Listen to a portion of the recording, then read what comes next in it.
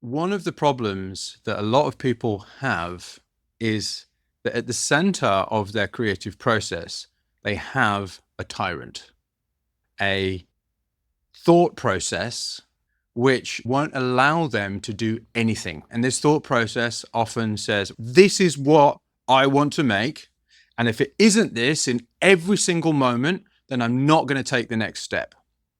And that is similar to standing at the bottom of a mountain, wanting to be at the top because you've heard about the wonderful view and the incredible things that you're going to see at the top, but refusing to take a step in order to get there.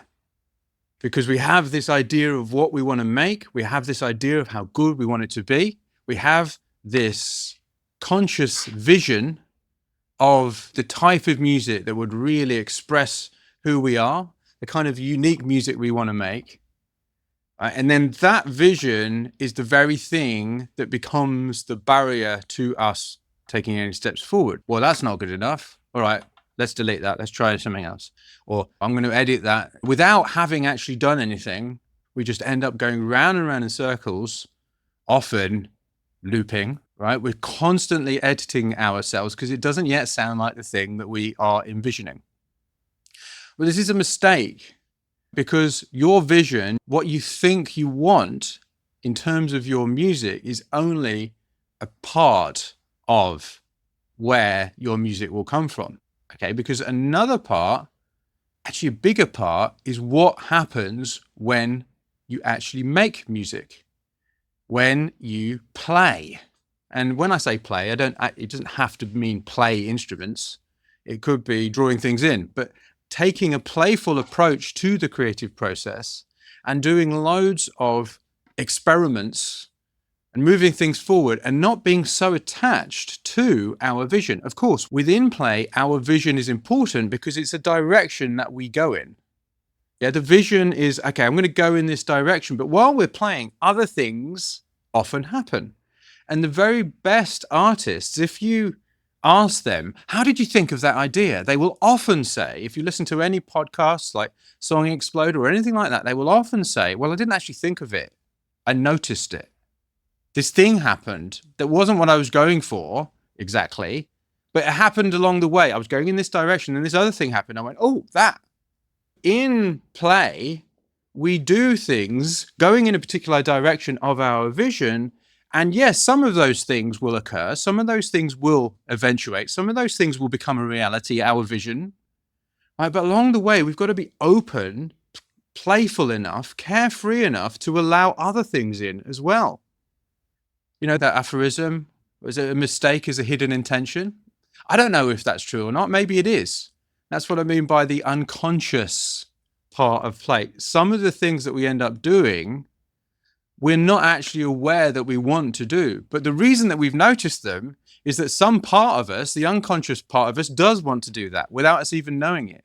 So in the play process, we want to let go. It's a kind of counterintuitive, kind of contradictory, but we want to go in the direction of our vision without attaching too tightly to it.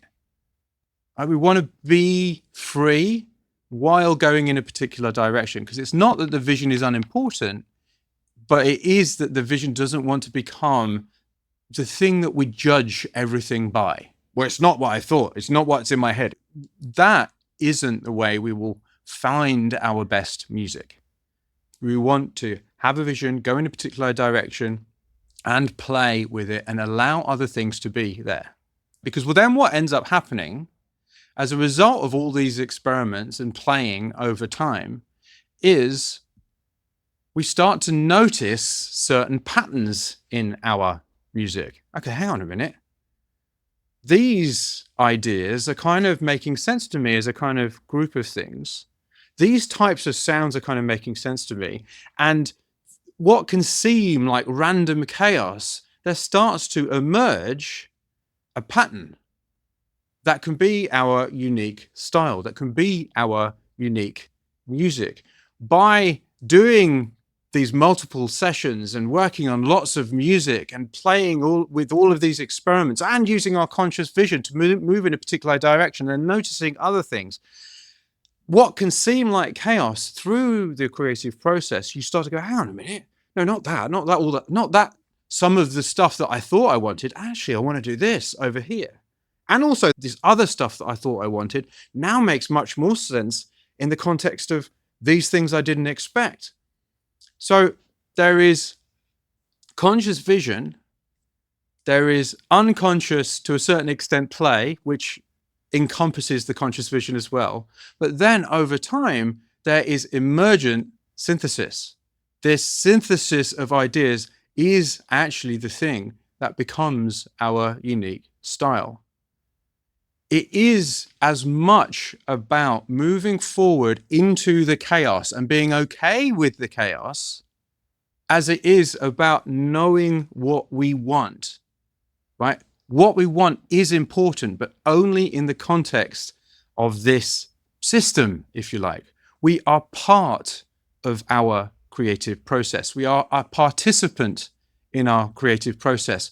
We are not the sole arbiter, the tyrant at the center of our creative process.